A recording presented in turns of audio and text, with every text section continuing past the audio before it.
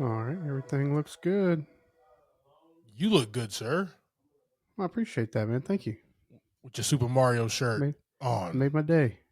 Made my day, man. That's what I do, man. I just try to make your day.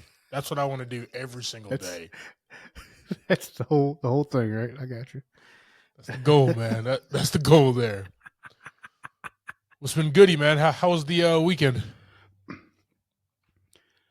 was pretty rainy. As I'm sure you noticed.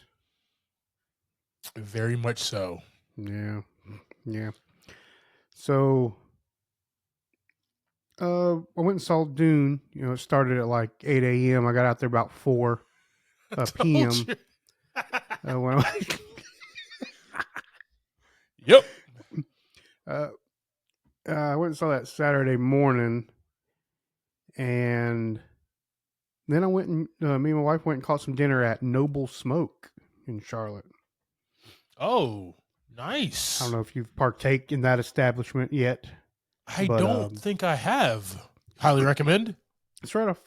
Yeah, it's off Freedom Drive. It's it's kind of it's supposed to be like a kind of like a fancy barbecue place. Oh, Uh, gotcha. It's not Fairly like expensive. Porky's. No, definitely not like Porky's. It's really nice. It's a little expensive, but it was pretty good. There's a restaurant Then we went in out the to town the that we grew up in, guys. China Grove. There's a yeah. barbecue pit called Porky's. I'm not talking about the raunchy '80s movie Porky's, which also consisted of a pig. But that's Yeah. beside the point, though. What else did you do, brother? You also got Gary's out there too. Gary's barbecue. Yes, yes, we do. But you live closer Um, to Porky's, so that's the After one we always moving, went to. correct. Yeah. Then we went out to Skylark to catch a band, Strike the Tower. Really awesome musicians and friends of ours, and part of the music scene, like we are, as far as 50 Flies is concerned. Cool, Uh, so check them out on Spotify. Strike the Tower. nice, Pretty awesome. very nice, What you man. been up to Good this deal. weekend? Like I said, it was rainy, man. So Yeah. did some running around. Went to go see Dune 2 again. Nice. Um, hung out with the popcorn bucket. Yeah. Played some Madden with the fellas. Mm-hmm. My niece's birthday, so dinner with them. It was Oh, good, man. Did a lot of running around. okay. Uh, had a good time, man. Definitely a good weekend. The rain came, but it didn't damper the weekend, so not bad, man. Right. Okay. Let's Good deal. jump into the biggest, like the Super Bowl of Hollywood. Let's drop that news, bro.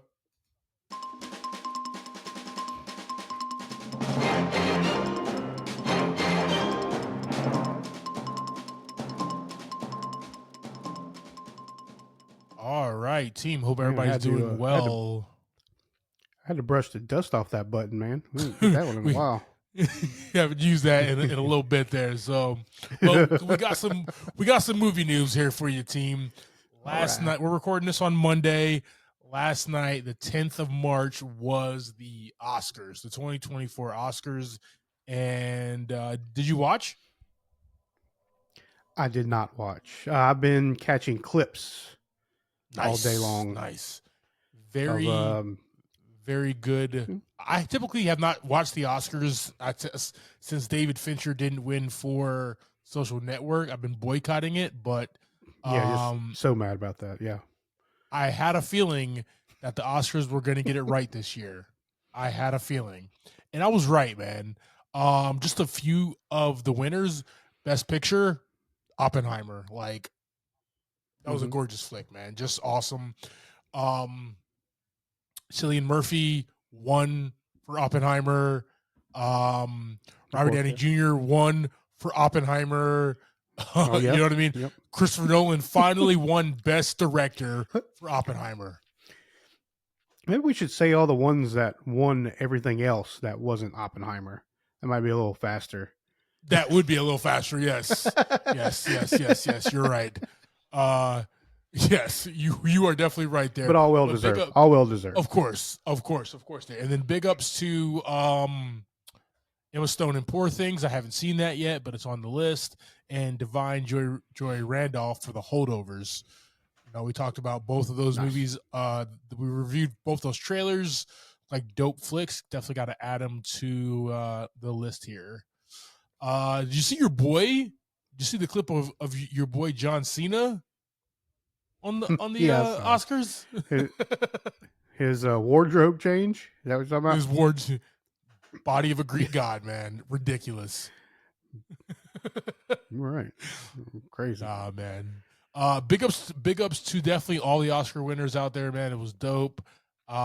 Really had a good time. Even like Ryan Gosling brought the house down with Knuff. The performance, it was good, man. Yeah. This was actually a really good Oscar. I caught that been too. Yeah, it's been like my favorite Oscars that I've watched in a very long time. Mind you, it's been 14 years, but I used to watch it religiously before that. They finally upped their game. That's that's dedication there. Wow. And then obviously when it comes to the Oscars night, there's also the Razzie Awards. Do you know about the Razzies? I do now. I didn't know that was I didn't know there was a specific ceremony for that. Oh yeah. Which is fantastic. Oh yeah. Razzie Awards 2024. Have you watched this movie yet? Winnie the Pooh, the horror movie? Nah, man. I was going to catch it this weekend. I was excited about it, but other things prevented me from giving it the attention it deserved. Well, just gonna run down real quickly here. Your girl, Megan Fox, won award for worst actress, and worst supporting actress in another movie. Sylvester Stallone got worst actor. I think Expendables won for worst movie. No, Expendables was nominated. But the Winnie the Pooh Blood and Honey took home the Razzie for worst picture. Just beautiful, man. So we definitely got to check that out. Probably got to hang out, BS to that movie. Just have a good time, man. I think that's going to be one of those we just got to wow out to. Let's go. Because what's gonna happen after that is the Mickey Mouse horror film. Now that one, it's gonna be real good when they actually face off against each other, and that's gonna be the real brawl.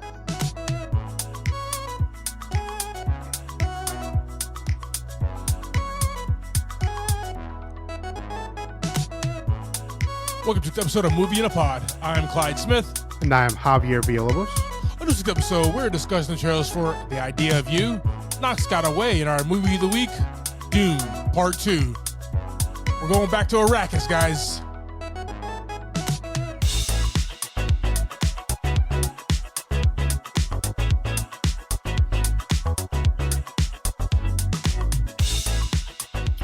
All right, team, we got some trailers here for you. This love rom-com drama thing with Anne Hathaway, and then we got the starring and directed Knox Got Away with my man Michael Keaton. Super excited for this one. Your boy. Yeah, well, guys, we have a YouTube page. Click that link tree in the show notes and get there. Like, share, subscribe, and bring a friend along, guys. Appreciate you. Oh, there you go. Hey, Javi, excuse me, man. I'm actually going to go learn how to play an instrument so I can get Anne Hathaway. Excuse me. Yeah. You got this. Oh, man. What a trailer, bro. What a trailer here. So let's take a look. According to IMDb here, we have The Idea of You. Celine, a 40-year-old single mom, becomes an unexpected romance with 24-year-old Hayes Campbell, the lead singer of August Moon, the hottest boy band on the planet. All right. Starring Anne Hathaway and Nicholas Galtazine. Directed by Michael Showalter. What do you think, man? Looks like it's going to be a pretty good time, and we got some great actors here. Love story, right? That's cool. Not 100% my thing, but I do enjoy a movie that wraps up some music, some live showings, and some fun stuff like that. So Big fan of High School Musical, I'll check right? it out when it comes by. My favorite, man. Dope. Hey guys, what I liked about this trailer is typically it's almost like a white how Stella got her groove back, right? How like the older Mm, girl, older woman gets the younger guy, and will they, won't they make it? But she kind of grows through the process and refines herself. So yeah, that was kind of cool. sweet. Something that's going to be an Amazon Prime drop. So I don't have to go to the theaters to go see this, Nice. but something I might curl up on the couch and watch. It's under 2 hours, You so know you're going to. not not There's no might about it, Clyde. There's no might. Come on. not as it's not as long as it was like being on Arrakis, both times, Yeah. but You put in a whole day's work just watching that movie 2 times. oh yeah. Hey team, we're gonna throw the Mm-hmm. idea of you on our socials. Let us know your thoughts, and also question: what is your favorite Anne Hathaway movie? Tell us in the comments, team. All right, team. According to IMDb, here we have Knox Goes Away. When a contract killer has a rapidly evolving form of dementia, he is offered one last job. He is offered an opportunity to redeem himself by saving the life of the adult son with whom he has been estranged. Uh, Starring and directed by Michael Keaton. Got Al Pacino, Marcia Gay Harden, James Marsden, and a whole host of other people as well. Um, Oh yeah. yeah. Uh, this is like a psychological thriller, is what it is. And I'm Mm-hmm. here for it, brother. I'm here for it because, like, this trailer, as much as it really didn't make sense of what was going on, I think that's kind of the purpose, right? Like, what is he believing? What does he Yeah, yeah. remember? What is truth? What is real and what is fake? Who's telling him the truth? Who's telling him lies? Around him, right? And he's just trying to do this one last job before he dies. So, as Yeah. every like And old tough hopefully, guy like, does. yeah, hopefully that carries like through the whole movie. Like you don't know things before he does, right? You kind of want to discover along the way. Yeah, That's the only way for this movie to be interesting, right? If it gives it all the way up the beginning, eh, you know, probably not going to no, stick with it. yeah, no, Or not definitely going to want to agree, anyway. man. It was weird. So like Ben Affleck had a movie that came out directed by Robert Rodriguez. It was last year, I believe. And I went to go see it just like on a whim. And it was kind of like this, like what is real, what is not. Whatever that movie was, I can't remember. Um it told That's like fine. it told like what was happening really fast. So it was like, okay, I'm not interested in any of this anymore. This is boring. It was Yeah, hypnotic, yeah. is what it was. And it was like it told it real too Mm, fast where you kind of got the twist. So you followed as they just discussed the twist, and you were like, that was the whole gimmick was trying to figure out like what was real, what was not. Let me as the yeah, yeah. viewer keep thinking that the entire time. I hope Michael Keaton takes a different turn and keeps us guessing and keeps us twisting and turning because that's the fun of it. Right. So I'm excited, man. This one, it's going to be one of those Saban films. Saban is the team who created the Power Rangers, the American version. So they make like low Mm, budget action thriller movies. But I'm in the theater for this one, man. Directed by Michael Keaton. We might have to add this to the list, bro. cool. Yeah, team.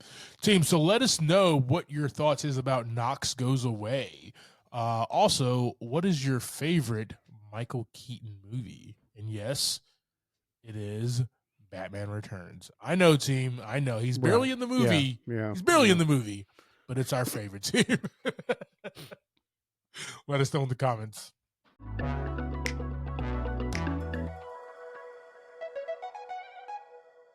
All right, bro. Let's jump into this week's movie. Sounds good. Going back to Arrakis here. All right. Dune Part 2. Dune Part 2 just was released on May 1st in the United States, team. Yep. This movie is directed by Denis Villeneuve and written by Denis Villeneuve and John Spatz. We have a $100 million budget for this one, and so far it's grossed $369.5 million. Starring, we have Timothée Chalamet as Paul Atreides, Zendaya as Johnny, Rebecca Ferguson as Lady Jessica, Josh Brolin as Gurney Halleck, Austin Butler as Feud Rotha Harkonnen, Florence Pugh as Princess Arulan, Dave Bautista as Gluso Robin Harkonnen, Christopher Walken as Shaddam. We have quite a hard hitting cast for the rest of them as well, but kind of a hard hitting cast for the rest good. of them. Definitely. All right, brother. So before we hop into this flick, almost a 3 hour runtime as well. Give us a quick synopsis. On the planet of Arrakis, there is an ongoing fight over control of the planet's resource known as spice. Paul Atreides, who's thought to be dead by many, fights with the other people on this planet in order to take back control of the planet and possibly ascend back to his place on the throne. Oh yeah. Oh yeah. All right, man. So let's start at the top here. We got Timothée Chalamet reprising his role as Paul Muad'Dib Atreides, the Duke of House Atreides, who sides with the Fremen to overthrow the tyrannical House Harkonnen. There, we get like a young, yeah, we get a young Duke in part one, and we get like he just kind of accelerates as far as who he is, what he is about in this one, man, and the maturation is what is fun to see in this. Like, did you watch the original Dune movie from the 80s? Not recently. Yes, I just finished it last night. I just finished it last night. Okay. What it does in a little over 2 hours is just kind of speed through this entire process from Paul getting to Arrakis and Paul becoming the Messiah and his weird crap in between. The fact that in Dune Part 1 we got the setup and then the downfall, but then in Part 2 we got the struggle and how he kind of ascends. You really needed those 5 hours to do this, man. You couldn't do this in one movie. Yeah. It was the smartest move because, like I said, you see a young kid, and then you see him. He learns the Fremen way. He starts understanding that he does have special gifts and abilities through the spice. That he sees things, right? He sees the future. Falls in love with Chani, right? Sees his mom and tells her to go to the south to tell the people of our good word and stuff right there. So there's so much happening that you couldn't put into one movie, and that's what I really appreciated of the split, because you saw that maturation process with him. It was really cool, man. That was really cool. Yeah, it was really good, like you said, just not being bored, right? They didn't play a lot of stuff over and over, right? Like there wasn't a lot of filler time. It was good scenes, and basically everything meant something throughout those throughout the scenes of the movie. Everything had a meaning, whether it was just pushing very cleverly to like the next step, right? Because it's a big time lapse even during the movie. Exactly. Um, It's years in the and second one. yeah, yeah, yeah, and it did a great job of keeping you interested. So, Paul being the main character, I think we'll spend the most time talking about him, but like you have him hanging out with the Fremen and then learning the Fremen ways, and then him Hmm. uh you know the Fremen not really believing in him except for Stilgar, who is my favorite character, and we'll talk about him here in a minute.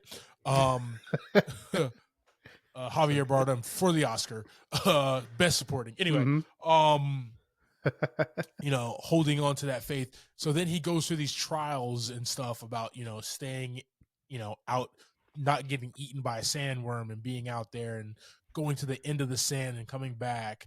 Him actually riding a giant sandworm, which was the most ridiculous, beautiful scene that I've ever seen in a movie in a very long time.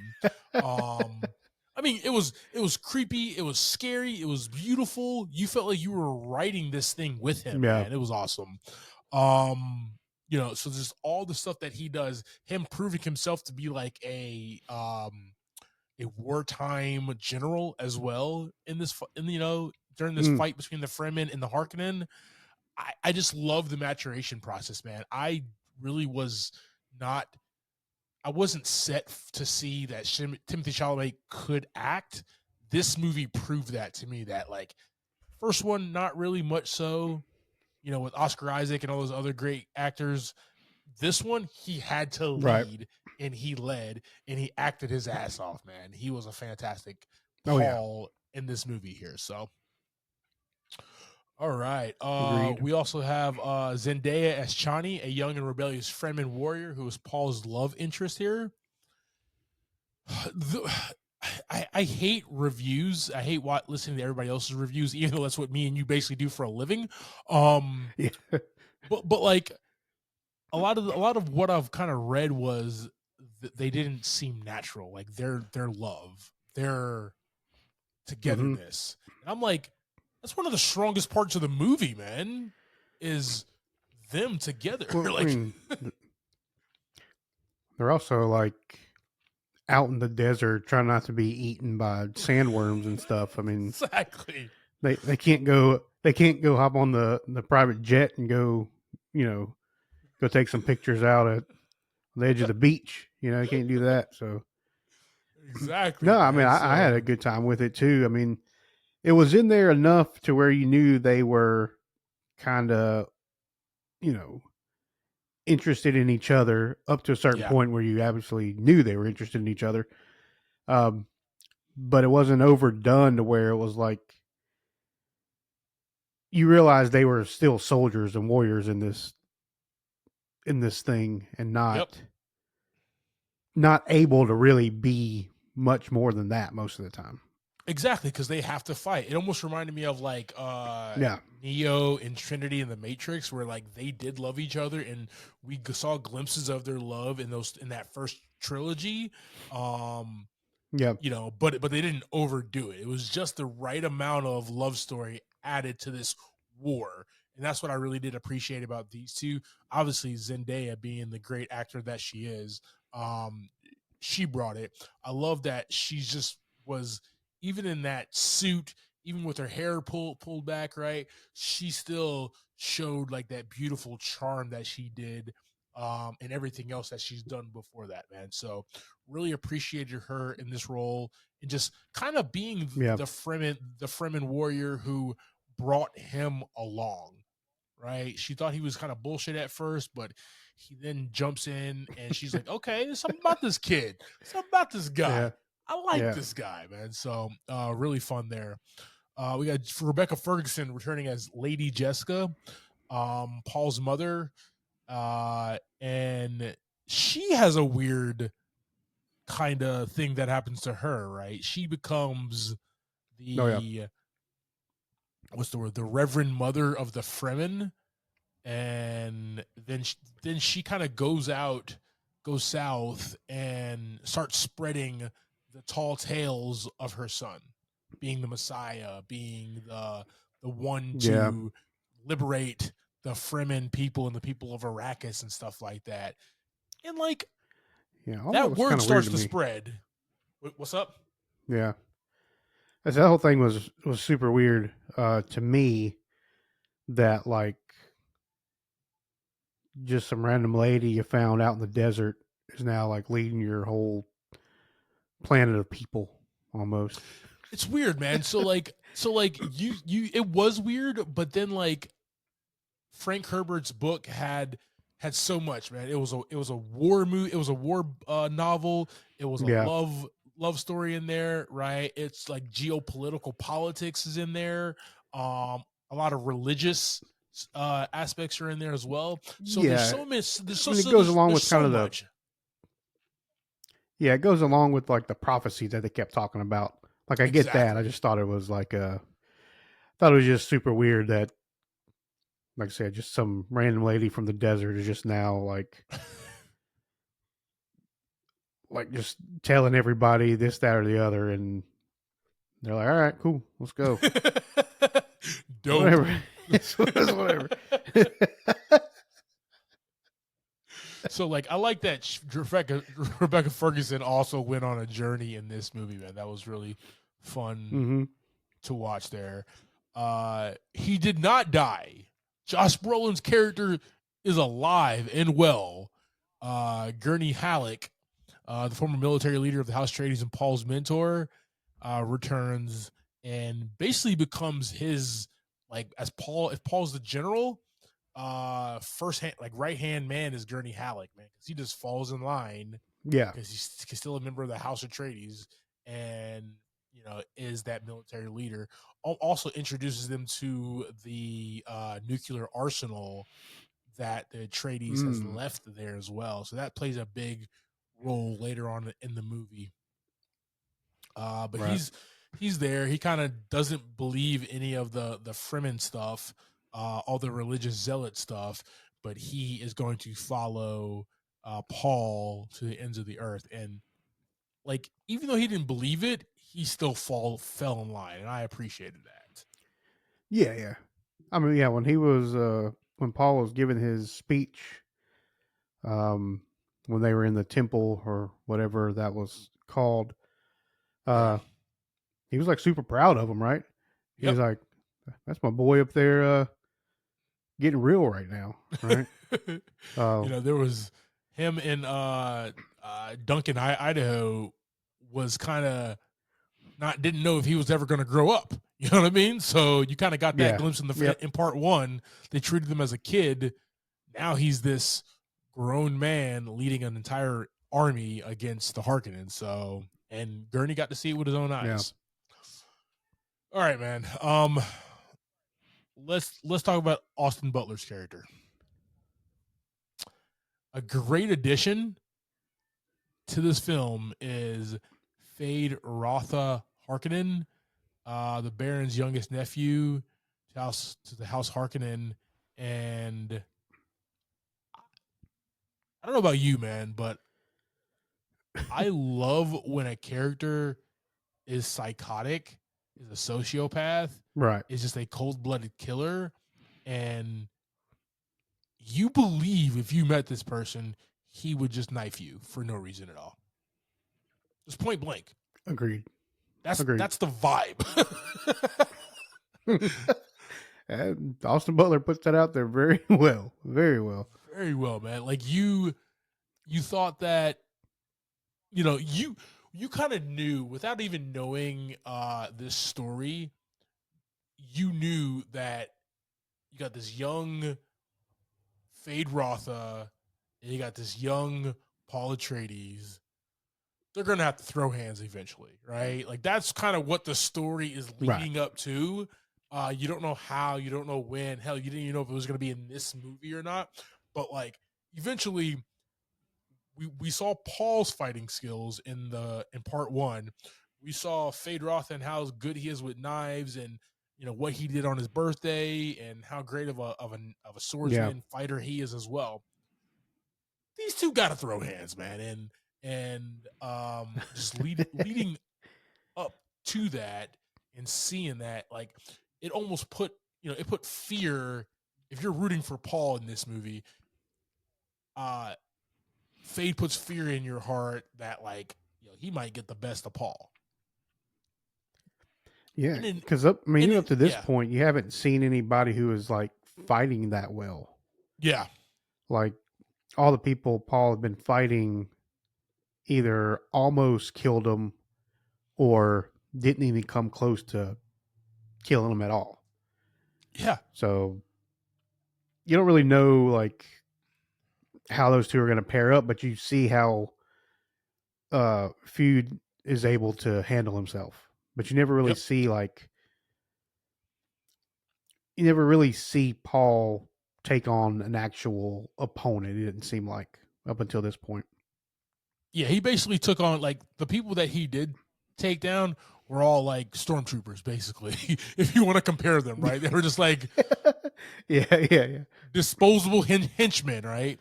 But, like, even Mm-hmm. so, you get like humongous Dave Batista as Glossu Rabin Harkonnen, and Fade's older brother, and he runs in fear once he sees Paul.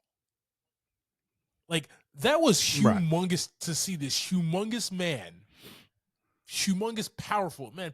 Used to be a wrestler, played Drax in the MCU. This humongous character as this Raven Harkonnen turn and tuck his tail and run away in fear of Paul Atreides and what he has done on that. So, like, that means the Harkonnen like clan, House Harkonnen, is afraid of this guy. That's why Right. Vladimir has to go get the other kid, Fade, to make some noise. Yeah, The the crazier one. the Right.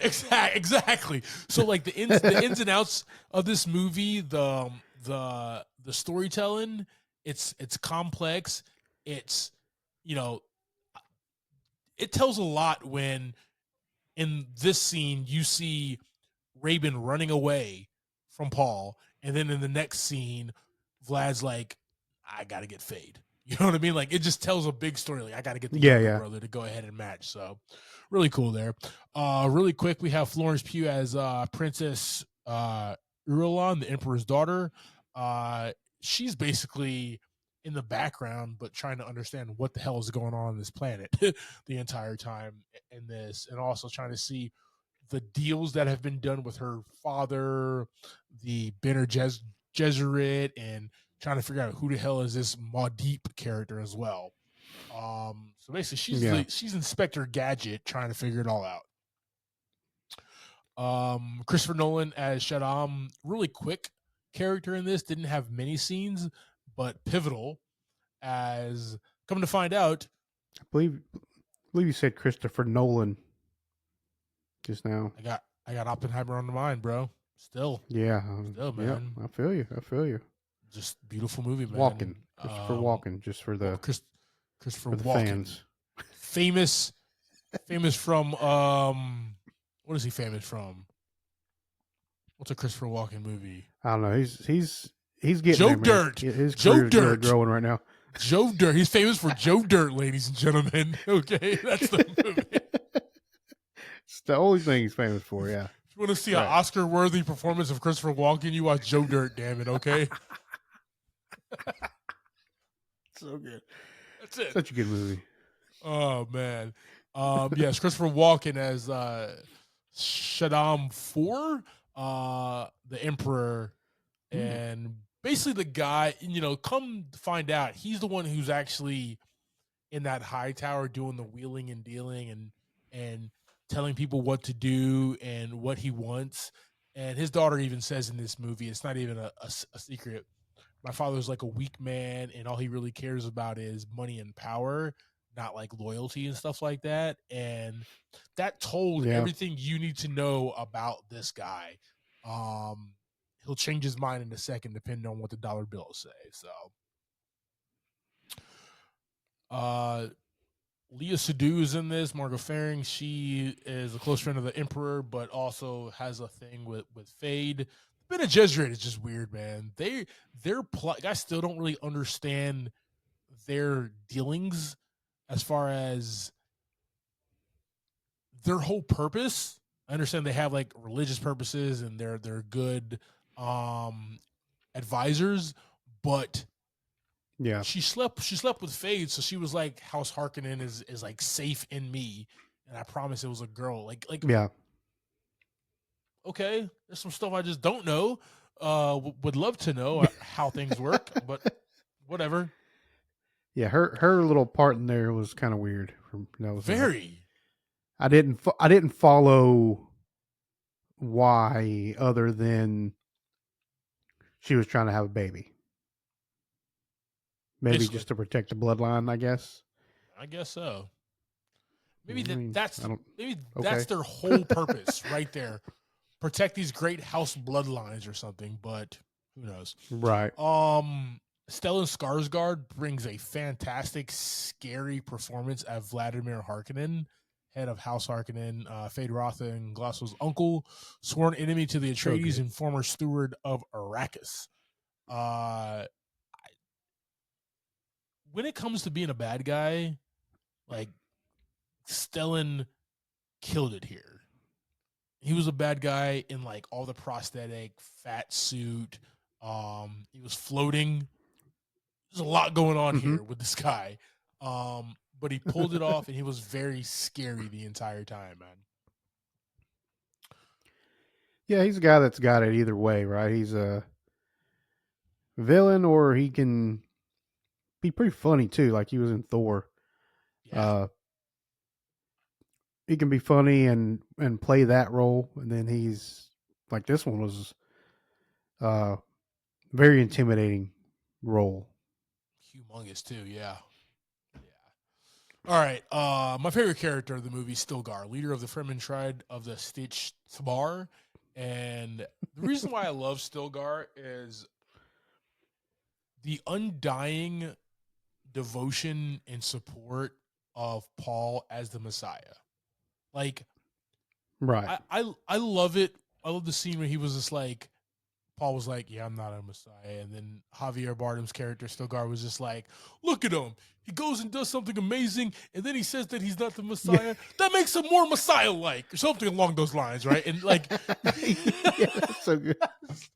it's like what Yeah. he's saying that he's not, but your undying faith, man, and like that right there.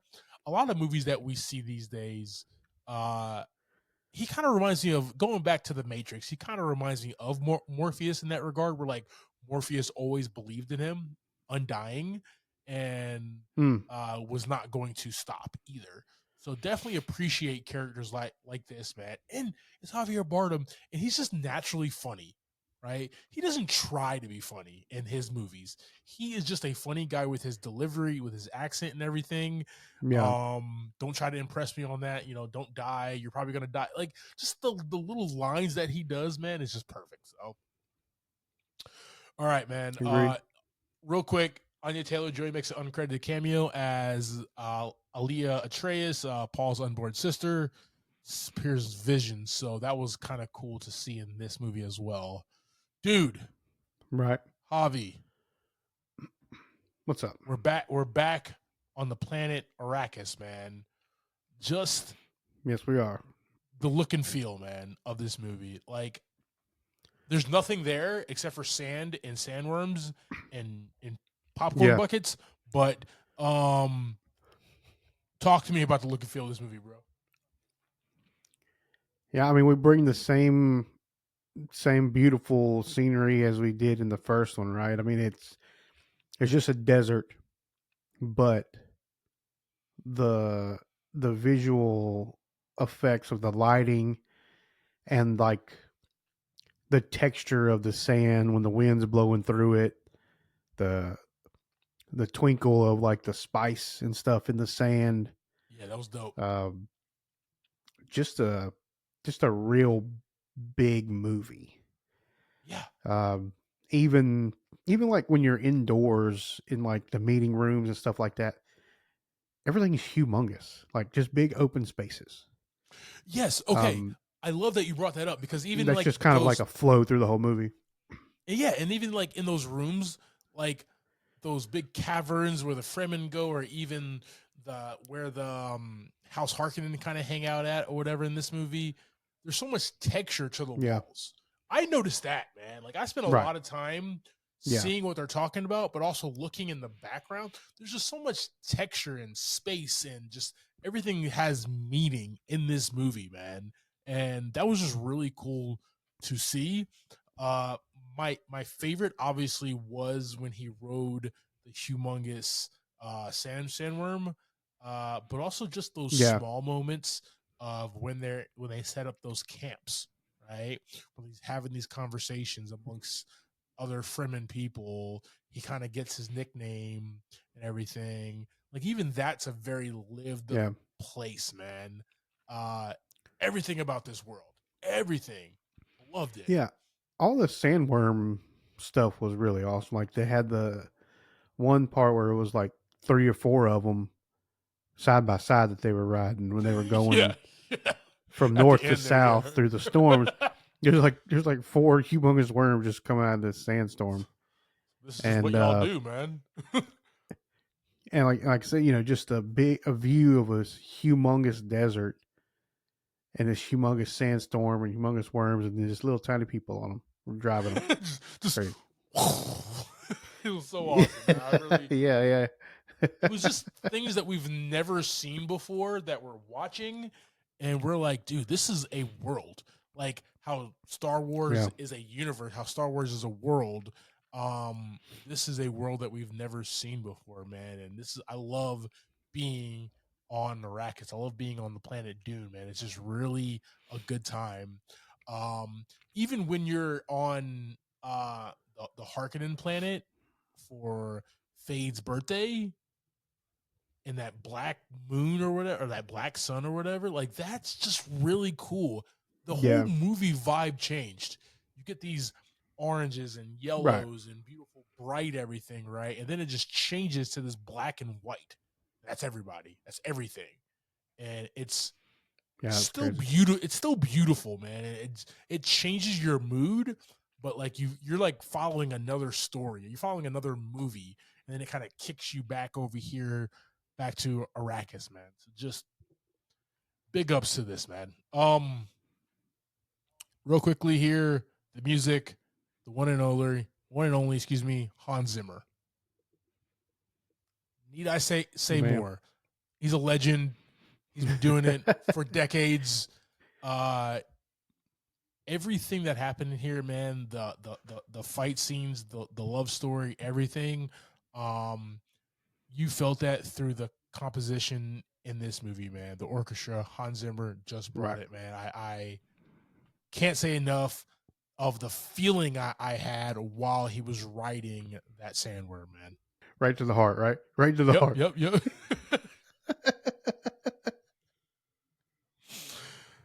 All right, brother. Go ahead and wrap up this section here. I do have a theme here. We got fulfilling your purpose, avenging your family Hmm. name, charting a path for yourself. You know, Paul goes on a ride in this movie and grows up as the savior of Dune, fulfills the prophecy, and does what he has to do, man. And like, you know, a lot of movies do start with like just that kid and then their journey and then their success or whatever, man. But we don't see anything that lasts 5 hours long, right? And you get to see all the parts and everything that he's going through. Because in typical fashion Still in not movies done. like that, they go super fast, right? And it's just like, all right, 3 minutes here, Yeah. 3 minutes here, 3 minutes here, 3 minutes here. We got to spend like moments. We got to spend hours understanding this kid, understanding like his process. The fact that he was not even he didn't want to be the Messiah. If he went south, he knew that he was going to see Yeah. death, right? Like avoiding things and living up to all that and understanding. It's just it was fantastic, man.